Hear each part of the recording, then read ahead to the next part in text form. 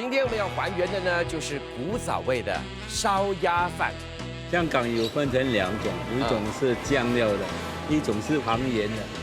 以前大多数是放豆酱，你要煮那个酱啊，要很多功，要煮差不多2个半小时，因为大火它就会焦了，所以你的手一直在那边搅拌。淋皮水也是有技巧的，也不可以淋太多次。我们大多数是5下2上。菜鸟，我忘记哪一个是黄豆，哪一个是黑豆。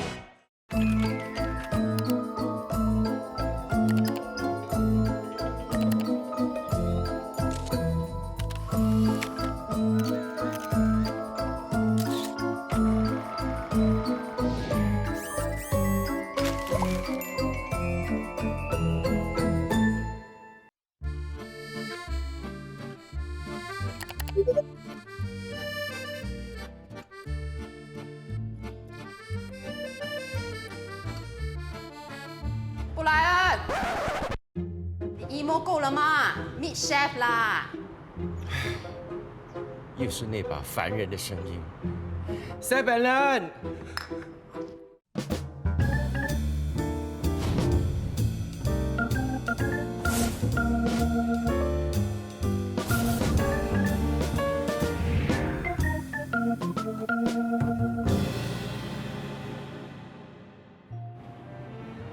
哦哇 ，nice。这道菜呢，我选用了法国的沙朗鸭，在法国西部沙伦达呢，它是自由饲养方式，所以呢，它就会有充足的运动量，所以它的肉质会比较紧实。很多香料哦。这样它的这个煮法是怎么样的？这个鸭的准备方式呢，就是把它的腿跟它的胸部给分开了。腿呢，我们会用一些香料让它 marinate 24小时，然后隔一天呢，我们就会用它的鸭油来慢煮这个鸭腿。那这个鸭胸呢，我们就让它在冰箱里面 dry age 1-2天，然后呢就放一些香料，有小茴香、薰衣草、花椒、香菜籽。还有一些蜂蜜，我们就把它放进烤箱里面烤大概10分钟，然后呢，它的鸭骨呢，我们就会把它炖成一个酱料。当我在吃这道菜的时候啊，2个截然不同的口感。这个呢的口感呢，如果你闭上眼睛的话呢，就好像是在咀嚼那个牛排。不过这个鸭腿啊，因为你的烹饪方式用那个 confit 的方式，一咬下去的时候呢，那个肉质呢是比较绵。比较滑的，同样是鸭肉，不过质感、它的口感完全不一样。这个很考功夫。Anyways， 你擅长的是这个法式料理嘛？很多的法式料理呢都是跟鸭有关的，所以这次呢要你还原这个广式烧鸭饭呢，我对你是非常有信心的。现在呢先填饱肚子，然后呢我们就开始去做我们的 research，OK？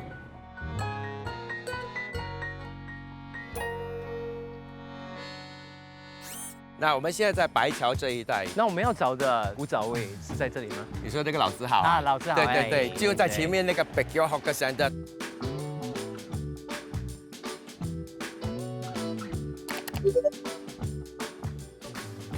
而且我看你这边的招牌是写着香港烧腊嘛，所以你们是从香港过来的吗？不是，我的出生地是中国广东省花都市。OK， 所以你是从广东那边来的，什么年份过来这里的？跟谁啊？60年代，我差不多是10岁的时候，坐船来的。那来到新加坡的时候，人生地不熟啊，这里有亲戚，这里有什么？一路来，我老爸都是在新加坡打工嘛。所以是你爸爸已经在新加坡了。那你爸爸那时候他是从事什么行业的？卖猪肉烧腊，他们以前的店。在小波一带都是有猪肉店跟烧腊店，都是同一个店的。所以你就开始跟你爸爸学。所以我老爸有跟我讲，很辛苦的这一行，你不要后悔。我不后悔，我到现在也不后悔。那 Mr. Yi， 当年啦，你认识了你现在的这位太太之后那时候你也不是做烧腊的嘛，对不对？不是做烧腊。这样，你对烧腊会对烧鸭的认识又是从哪里来的呢？因为我岳母又鼓励我接下去这样我就去香港学了，那是什么年份啊？差不多76年了。然后你在香港那边学的呢？他们里面是磨什么的？香港有分成2种，一种是酱料的，一种是我现在做的糖盐的。就是说用糖跟盐对来就是药材还有药材啦，啊药材是不是5香啊？刚才你看香还要多了5香12种，我干了你说12种。那广式跟港式的烧鸭，有什么不一样？港式的就是糖跟盐，广东人一路来是用那个黄色的豆酱磨成泥，叫做黄磨石。如果说我们要追溯到50、60年代那个时候，比较有古早味的做法，是不是就是用那个黄豆酱？对了，为什么后来不要用这个黄豆酱，然后就那个很麻烦，还要用蒜头跟小葱爆香，然后放那个黄磨丝，还有慢火炒。你放了一勺那个进去那个肚子那边，还要缝起来。所以就是缝了之后放一点皮水在外面。对对，上色啊，通常皮水哈是什么东西在里头？醋啊，醋。麦芽麦芽就是给它那个颜色的嘛，对不对？比较香。是。那个皮水哦，不可以说每天换新鲜的嘞，它一定要有一点旧的，新旧这样加起来。哦，就好像他们在煮那种卤鸭还是什么，对要有那个老卤加新的卤。对对对。皮水是烧制烧鸭时刷在表皮上的调料液，主要成分包括醋、麦芽糖和水。麦芽糖在高温下会发生焦糖化反应，使鸭皮逐渐变为枣红色。醋具有挥发性，能在风干过程中去除鸭皮中多余的水分，加速风干，提升上色效率，并使鸭皮更脆。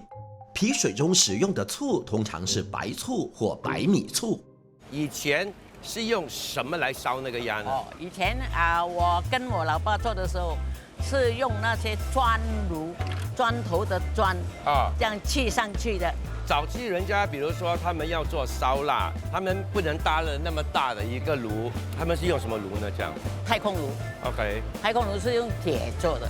好，我对这个酱汁也非常感兴趣啊，因为通常啊，我们在吃这个鸭饭的时候，他们都会淋上一个褐色的一个酱汁在上面，所以广式烧鸭饭哈，早期在新加坡50、60年代淋上的那个酱汁，它的味道是怎么样的？他们只是用豆酱啊什么煮出来，要是你要非常好吃的话，烧叉烧递出那个叉烧汁，那个叉烧油 ，OK。啊，你放一点下去，加一点下去，味道马上不一样。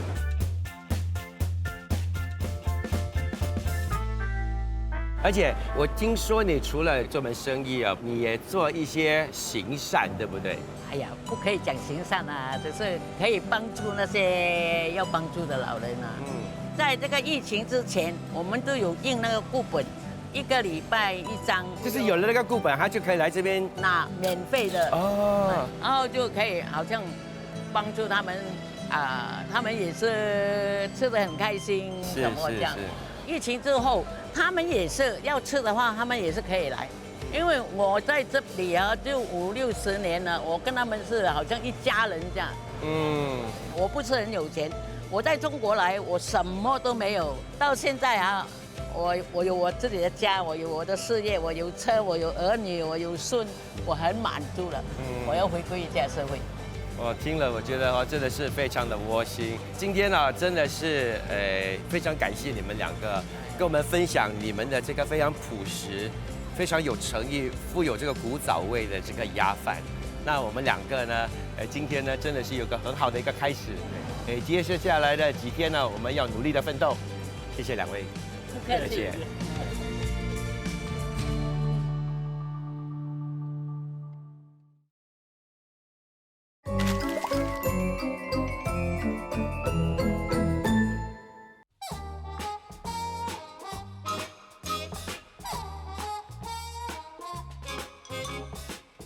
爱鸭人士，我是指啊，爱吃鸭的人士，肯定呢对这几年呢红起来的这个 Irish Duck 呢一点都不会感到陌生，有看过，有吃过，可是或许不会清楚哦，为什么呢？只有这个爱尔兰进口的鸭就叫做 Irish Duck， 它真的有那么特别吗？来，坐下来。你是 William 哈 ？Yes。William 你好。你好。那你可以告诉我，为什么 Irish Duck 啊那么特别？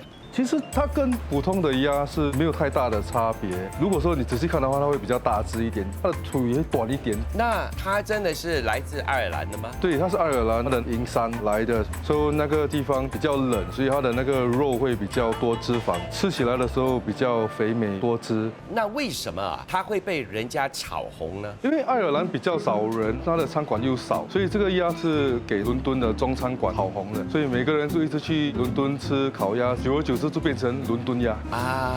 那边的中餐馆想必应该是很多香港的厨师啊。对，是那个97香港回归的时候，很多香港人都选择移民去英国，然后就把这些东西全部带去英国。后来这些师傅他们发现到伦敦鸭跟传统香港的煮法非常的搭，然后他们从伦敦回来亚洲的时候，顺便把这些东西全部一起带回来。哦，所以影响到亚洲区域的厨师就开始用伦敦鸭了。对，所以啊，除了烧鸭之外呢，我知道你们这里啊也有其他以烧鸭为主的那个菜肴，对不对？是的，我现在让你 try。OK。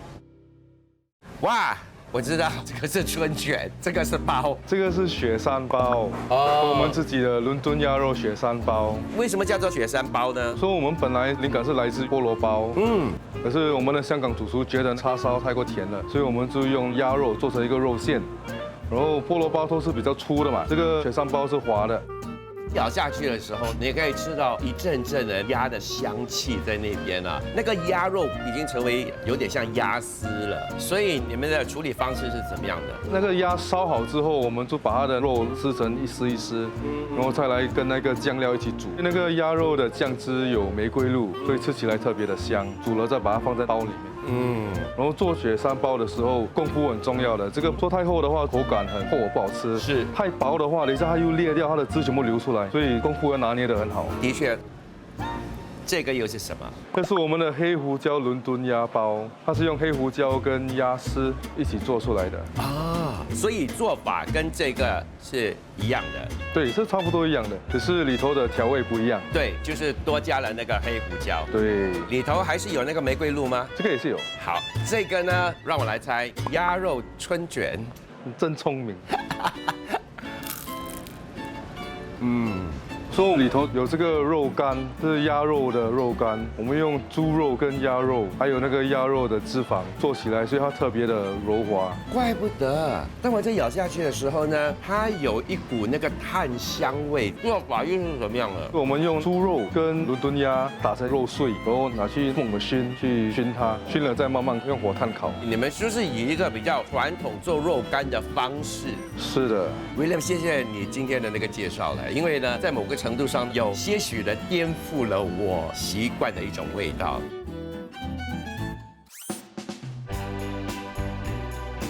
那我们现在要去拜访的这家老字号啊，创业至今呢已经有50多年了。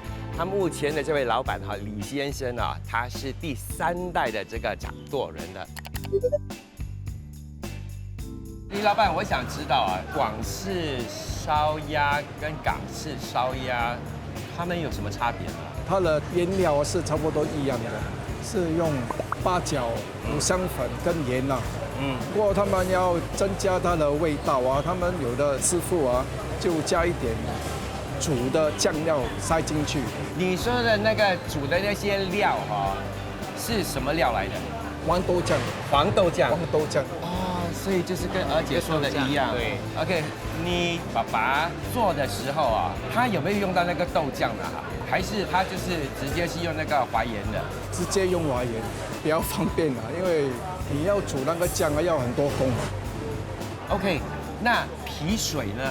首先我们煮一锅水先啊，然后我们放一点麦芽糖，融化了，然后放一点醋，烧滚了之后，我们就开始淋它的皮水了。那李老板，你是没有加红粉还是没有一些色素？有的有加红粉，不过我们没有加红粉。我们是靠那个麦芽糖来做那个颜色出来。所以麦芽糖的最大的功效就是给它颜色，而不是说哦要给它的那个皮有一定的那个甜度在那边，不是？也是有一点作用啦。它烧烤了，它会硬起来嘛，它的麦芽糖，所以它的皮就会脆一点哦。那醋的作用呢？醋的作用是给它吃进它的皮啊。哦，也就是说，加了醋的皮水呢，它的那个麦芽糖就比较容易渗透去鸭皮的上面。哦 ，OK。淋好的皮水，我们就放进雪柜冷藏1个晚上，冷却好就拿来吹干，才可以烧那个鸭，它的皮才会脆。像这个鸭本身啊，我们要用多少公斤的呢？我们最少用3公斤以上的了，因为我们用的是拆鸭，它的皮比较有油，烧起来才会脆。那你的忠实饕客啦，当他们在吃这个，比如说烧鸭饭的时候啊，他们会有没有什么比较特别的要求呢？以前因为他们宰鸭的时候啊，是从它的翅膀边开动的，是左边开还是右边开？左边开。左边开。所以这里开了，取出那个内脏，就不开它的下半部了。不开，因为现在是开那个下半部嘛。对。 OK。因为啊，你从这边呢，你烧的时候啊，它的汁味流出来，就影响它的腿就不大脆了。就是左腿就不脆。所以有的顾客要求是右腿啦，就是。所以当我们在整个烧鸭的那个过程呢，就是放在炉里面烧啦。最主要注意的是什么？要注意火候了，因为啊，到了火很靠近，所以火候啊要调整一下，不可以太大火。跟我们的火不会很大，我们的炉也不是很大，那我们的鸭是不是要烤得比较久一点啊？要是3 kg 的鸭来讲啊，差不多是8个字应该是会熟的。需不需要转那个鸭呢？在这40分钟，烧背先烧背啊。我的做法是这样啊，我们是烧到差不多6个字，等我们就转为烧那个胸啊，慢慢焖啊那个胸。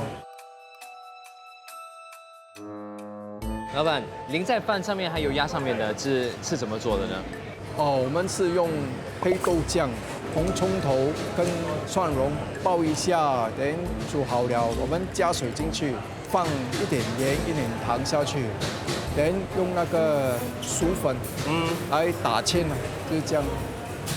你这个颜色来说，你是有加黑酱油下去也是啦。另外加了淋制，又加一点黑酱油下去。OK， 谢谢你跟我们分享那么多啦。不客气，不客气。谢谢老板。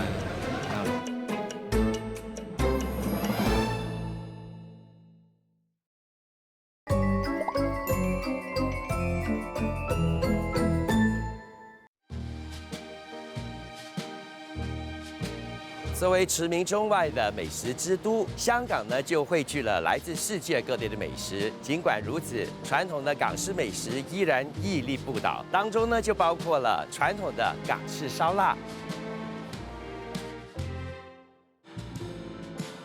说到这烧腊呢，就不能不提烧鹅。那烧鹅啊，在众多的香港传统美食当中占有重要的地位。古早味侦探来到香港走访的呢，都是香港美食界极具代表性的摊档、食肆，还有餐馆。今天我就来到了这个老字号酒家，他们是从大排档做起，以烧味起家，缘起于烧鹅。他们的烧鹅就是他们经典菜肴中的经典，我喜欢。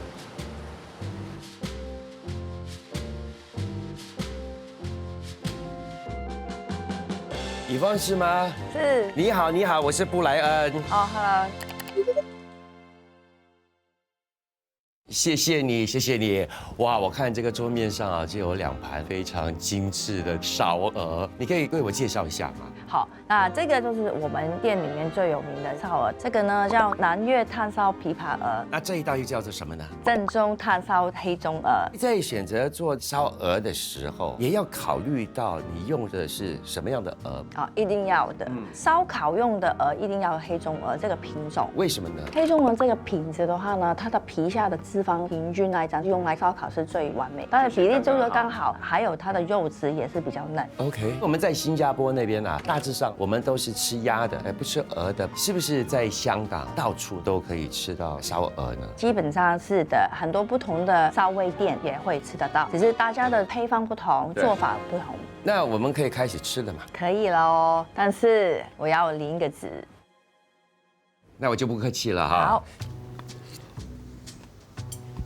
当你在咀嚼皮的时候啊，它不会说很脆皮的，不过呢，它有那个淡淡的陈皮香在那边。对，我们一般会加10年以上的陈皮，陈皮要10年以上才有那个淡淡那个香味嘛。除了有那个淡淡的那个陈皮的香气之外呢，它有一股炭香味。这个就让我介绍一下，一般来讲以前就是用炭炉的，但是现在香港很多法规，其他的店呢都是用瓦斯炉或者是电炉来烤的。那我们店因为这个大厦是我们之前几10年已经盖了嘛，那个炭炉的牌照是批下来的，批下来才有保留这炭炉。原来如此，那你也让我来试试看琵琶鹅这一道呢，是不是一定要配这个蘸酱的？对，它还没有烤之前也是用了这个酱来腌制的，它是扁扁的。做之前，师傅要把它主要的骨割开，然后就做成一个琵琶的样子，然后来烤的。很好，那我就弹一曲吧。好。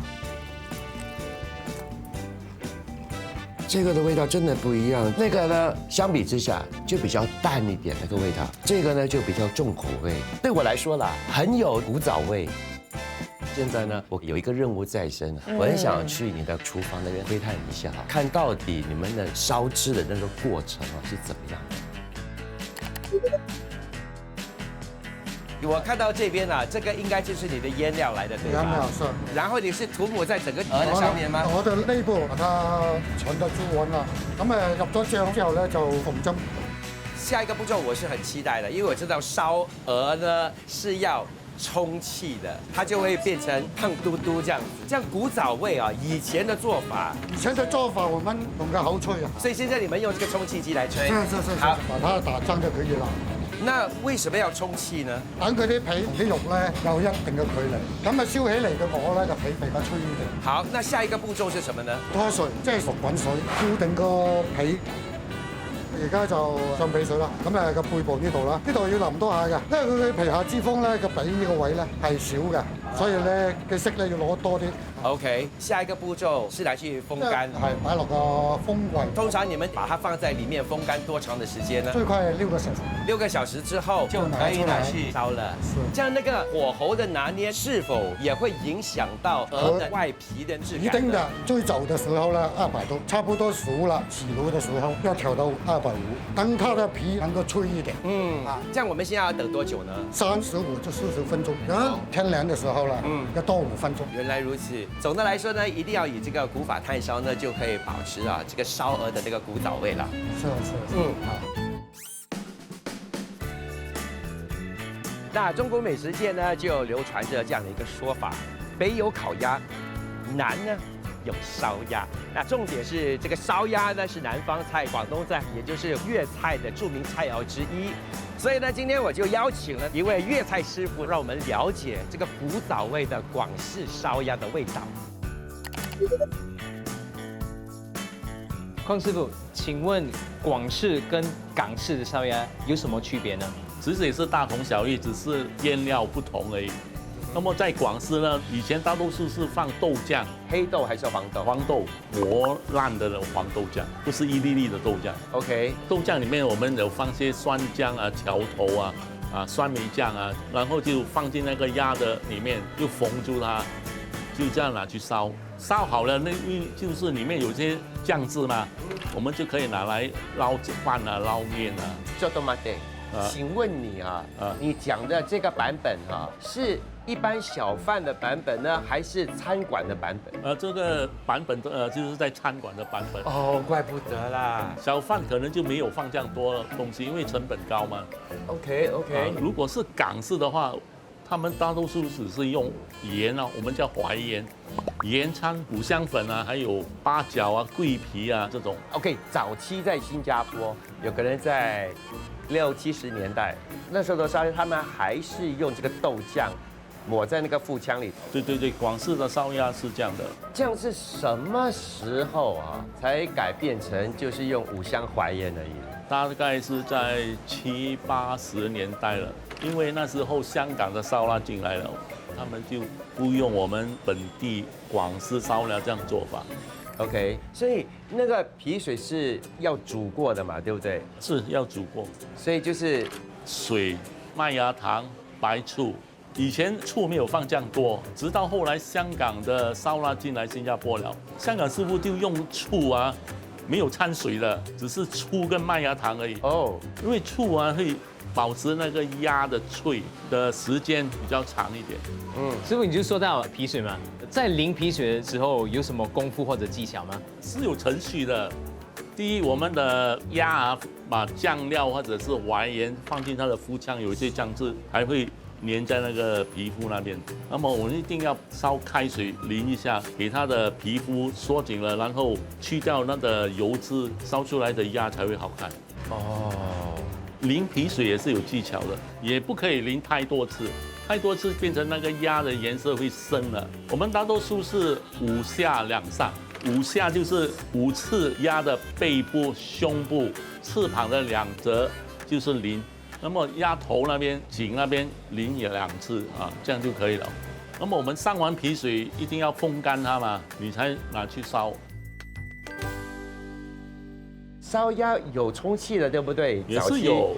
以前烧鸭充气就是真的不卫生了，我们是用口吹气的，是从它的喉的那个缝那边吹进去，然后绑住它。等一下，你说的这个吹气的哈，是一般上只要是有卖鸭的人都会这样子做，还是餐馆才会这样子做？大多数餐馆这样做。我觉得这一个部分哈，我们就做不吹气的，因为我不觉得我想看你把你的嘴巴跟那个鸭的颈项那边做近距离的接触。OK， 那最后我们一定要聊的好像就是那个蘸酱了。对，点烧鸭一定有那个酸梅酱的，逃不掉的。哦，因为有鸭很油，对不对？解腻。是。我发觉到好像香港那边哈很流行吃烧鹅，跟我们这边完全不一样嘞。对对对。所以我想知道哈，早年啊，当先辈他们南下的时候，尤其是从广州那一带他们下来的时候，他们其实也把这个吃这个烧鹅的饮食习惯带过来。不过因为本地这个鹅的数量比较少，久而久之啊，供不应求，后来人家就改变吃这个烧鸭了。对对对，因为南洋这边比较多人养鸭，还有鸡，养鹅比较少。当年啊，鹅肉跟鸭肉，鹅比较贵嘛，对不对？肯定啊。所以你还有什么问题要问宽师傅的吗？大概就这样。大概就这样了。所以这里啊，非常感谢你，宽师傅。不会不会，大家交流交流。来 ，OK。So Brandon， 从之前的2家老字号和邝师傅那里呢，我们可以肯定的呢，就是古早味的这个烧鸭哈，它的腹腔里头呢是涂抹湿料或者是干料，湿料呢就是那个豆酱，干料呢就是五香淮盐。但是涂抹豆酱的烧鸭是现在比较少见的。是，所以我在想哦，或许我们在还原的时候呢，我们可以用那个豆酱。现在呢，我就要带你去找这位师傅哦。在70年代的时候呢，他就去做学徒，学成之后呢，他就成为头手了。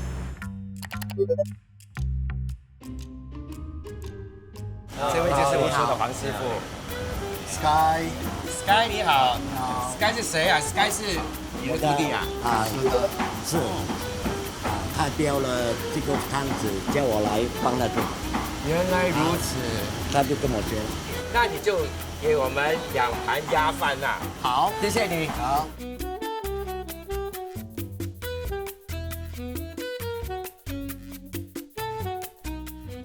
黄师傅，这么多年来，烧鸭的做法想必也变化了很多，对吗？对呀，对呀，因为以前呢是用黑豆酱的，因为太麻烦了，要煮几个钟头，所以1976年我就改编用淮盐、盐跟五香粉，还有放那个蒜头片，还有那个葱头下去。哎，你说你们用的是黑豆酱？黑豆酱，对，不是黄豆酱。有黄豆酱、黑豆酱，但是我们用黑豆酱。OK， 我们的黑豆酱是怎么做的？放那个葱头、蒜头下去，弄到那金黄色，然后就倒那个黑豆酱下去煮，慢慢火煮，要煮差不多2个半小时。因为要慢火嘛，如果你大火，它就会焦了。当你说煮的时候哈，就是油跟那个黑豆酱，没有加水下去哈。没有。所以你的手一直在那边搅拌。通常一只鸭需要多少的豆酱腌料？应该是你的汤匙2汤匙了。这个汤匙2汤匙，就这样糊在里面啊。对，然后就把它封住，封好了就要过皮水，你淋的那个水掉上去，开风扇给它吹干。在意它风干了1个半小时，你必须要放一个钩，就像我们现在看到的啦。是的，就是从它的翅膀下面这样子勾住，那个头会塞在那个圆洞里头。对。早期你学的时候，他们就有这样的一个钩子的吗？对。哦，从那时候就有了。有了。都是一样，一个零，然后2个钩。对。OK。黄师傅，这个饭上面呢淋了什么酱汁？那个是黑酱油，我们是用金桃粉还有那个五香粉去煮的。以前呢是用黑豆酱的，也要鸭子熟了那些油掺下去，放黑酱油去煮的。哦，也好啦。如果我们用豆酱的话哦，我们就少了一个工序，因为我们只是需要用那个黑豆酱，然后再加一点水，然后加那个鸭油就可以煮出来那个。OK， 蘸酱。我记得我小时候吃的烧鸭都有配那个酸梅酱的，对不对？对。所以早期是有这样的一个蘸酱的。有。连那个辣椒呢？其实早期是没有辣椒，这是过后演变出来的。因为新加坡人大多数喜欢吃辣味啊。OK， 所以大致上我们就不用去管这个辣椒的问题啦。这我们少搞一样东西，安了，不难。我们就用豆酱的 method。好，是要黄豆还是要黑豆？我们斗一斗再说，好不好？对啊。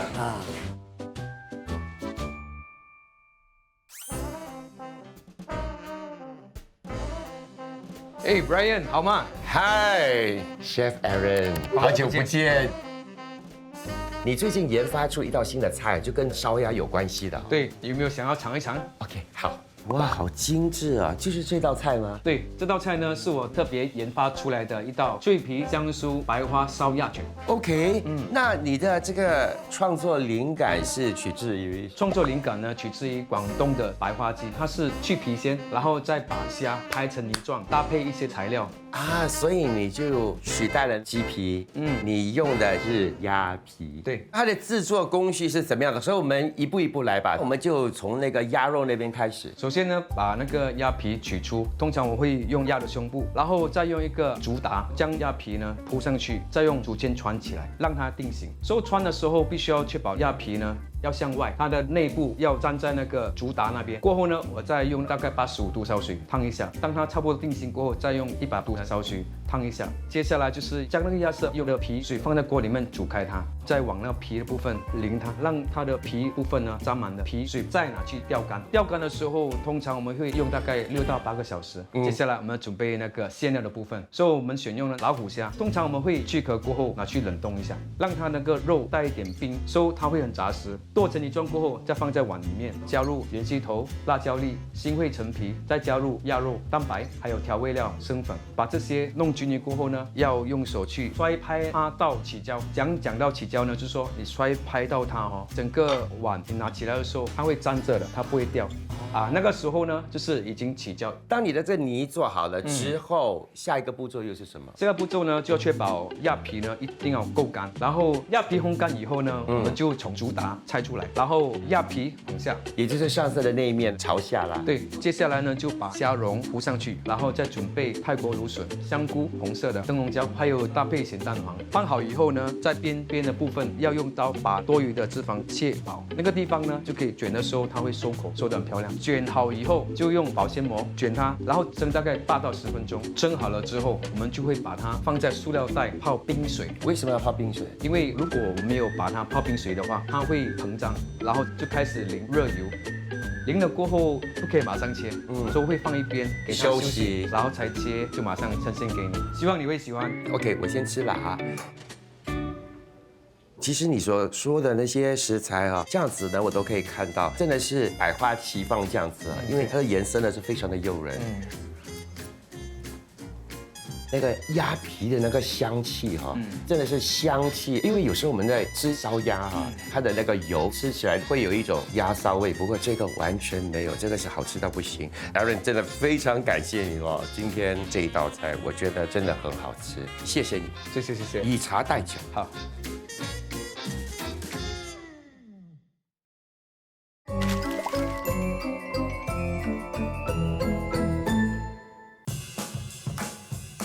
今天我们要还原的呢，就是古早味的烧鸭饭。那在那之前呢，就要跟大家科普一下，早期在新加坡有3种鸭，它们分别是菜鸭、番鸭，还有拌菜鸭，也叫做拌番鸭。其实呢，这个拌菜鸭呢，就是菜鸭呢和这个番鸭，它们2个同期说爱，然后呢生出了一个新品种。它们的养殖期呢。 最短的呢就是菜鸭，所以在市面上啊可以找到的呢都是菜鸭。是，那菜鸭呢它的油脂呢就比较多一些啊，它的肉呢就比较嫩，所以很适合做烧鸭。今天呢我们就要还原的就是这个烧鸭饭了啦哈。对。跟那么多高人聊了之后呢，我们最后的决定是什么？就是做豆酱的版本。豆酱版本的，问题只是。 有些高人是说黄豆酱，有些高人又说黑豆酱。到底我们要用什么颜色的豆酱呢？那我们就煮2种豆酱吧。很好，所以我们就可以开始了。第一个步骤，我们就加少许的菜油，先下红葱头，1人1半哈，可以吧？可以了哈。为什么要先下这个红葱头呢？原因很简单的哈，因为呢那个蒜头黑了哈，这个红葱头哦都还没有熟这样子哦。 再给它一下下，再给它一下下来，啊！哇，我跟你讲，这一次哈，我们的这个桶哈，哇，全新的嘞，打开里面哈都没有油脂的呀，哇，下面还有 tap 的哦。上次我那么有多可怜，你知道吗？外面这边呢只是一个洞而已。OK， 可以下豆酱了，所以我这里加的呢就是黄豆酱。 我这边加的是黑豆酱。其实开始的时候我还觉得我的这个黄豆酱的味道还蛮诱人的。可是啊，当你下你的黑豆酱的时候，我觉得那个味道更加的强，有一股酒香气在那边。要煮多久啊？至少要1个小时吧。哦，对哈，而且又不能加水哈。对，我们有这样多的时间吗？没有嘛，对不对？所以现在呢，我们已经示范完了。你在家里你还要慢慢stir，你要stir到大约2个小时。成什么样子呢？就成为这个样子。哈，所以这个是你预先准备好的啦。对。好，现在呢，我们要把这个豆酱呢给涂抹在那个鸭的腹腔里面。 然后让它的腹腔里头哈，每一个部分哈都沾满着豆酱。对 ，OK，Brandon， 下一个步骤，现在我们要把它给缝起来。OK。如果你用竹签的话，我们就需要用一个绳子把它给绑起来。所以呢，在烧的过程中，这个竹签不会掉下来。OK，所以就是一个技巧。OK， 来，准备做皮水。皮水的用料呢有清水。麦芽糖，还有少许的白米醋。OK， 先把这个麦芽糖给加进去，这个麦芽糖就会给它那个颜色，也是哈。OK， 我们就加少许的白米醋。对，匡师傅有说哈，那个白米醋呢，只是加那么一点点而已。啊，还有师傅们都说做这个皮水呢，一定要混一些老皮水。是。 所以，我们这边有一些跟师傅们拿的老皮水，老皮水下去啊，那个颜色就变成这个金黄色这样子。Very nice。OK， 接下来步骤我们就要把这个鸭给勾上来。OK， 不用勾进肉里面哦。我是有勾进肉，因为会比较稳一些。OK， 然后就把它也拿上来，然后进去。对，耶！现在要过水。对，淋烧水的原因是去除多余的油脂，还有让它的表面更加光滑，还有当然要把这些腌料给冲干净。OK， 我觉得还蛮干净的。接下来步骤我们就需要淋皮水。你要用谁的白灯？那我要用邝师傅的方式，就是5下2上。我的手开始抖了。2上。然后我们就要把它挂起来，给它风干，对不对？对。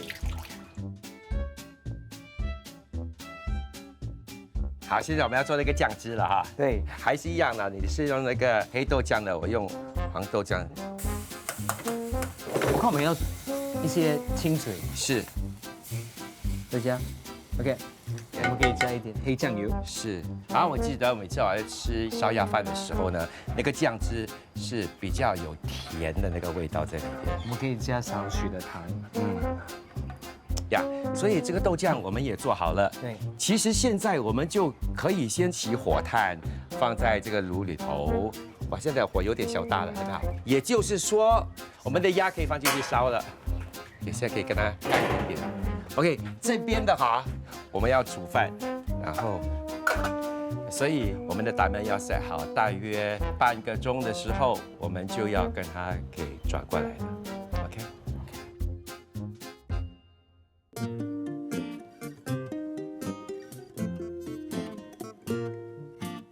该是时间转身了。转。Ready？ 怎么样？可以吧？可以转了。等一下，转。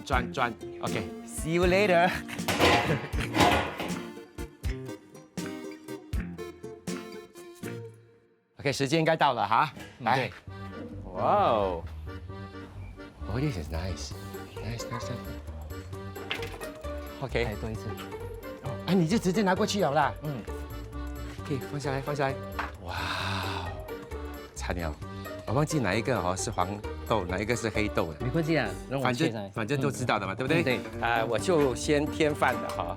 等一下你斩了那个鸭之后，你会直接的就是把它放在那个饭的上面。是的。对。哦，这样我们知道了，这个是黑豆的。对。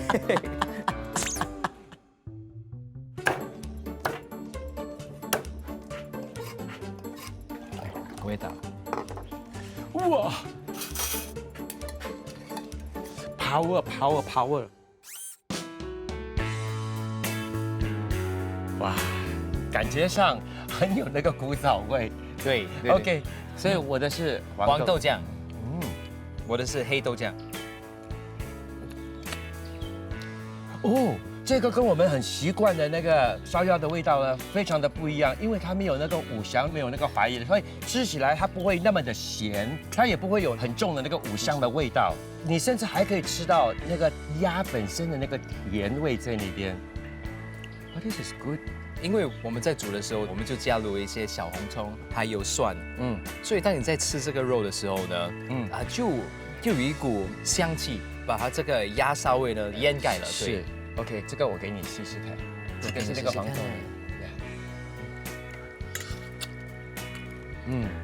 黑豆酱跟黄豆酱的味道是截然不同的。